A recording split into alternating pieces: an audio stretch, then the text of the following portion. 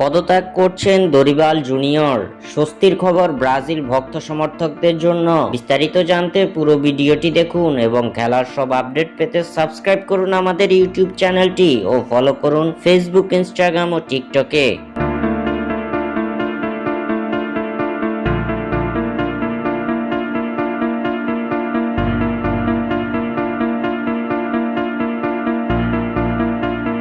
Brazil ফুটবলে চলছে দুর্দশা।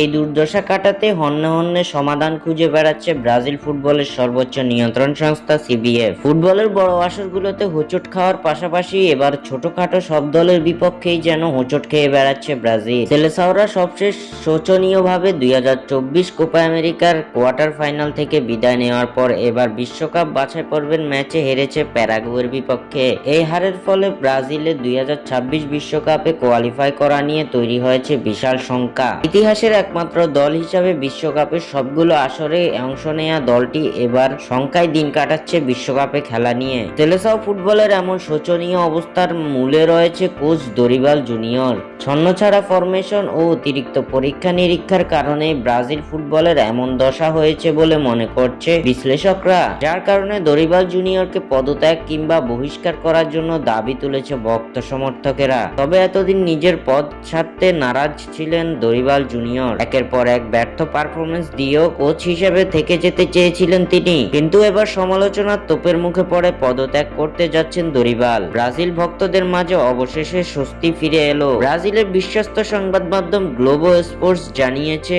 এবার নিজ থেকেই ব্রাজিলের কোচের পদ থেকে সরে দাঁড়াচ্ছে দরিবাল। দরিবাল জুনিয়র সিবিএফ কে জানিয়ে দিয়েছে পদত্যাগের ব্যাপারে, এমনটাই দাবি করছে গ্লোবো স্পোর্টস। গ্লোবো স্পোর্টসের এই দাবি শতভাগ সত্য হলে ব্রাজিল ফুটবলে ফিরতে চলেছে স্বস্তি এবং ভক্তরা পাবে বিশাল সুখবর। স্বাক্ষর থেকে সাদবিন ইসলাম।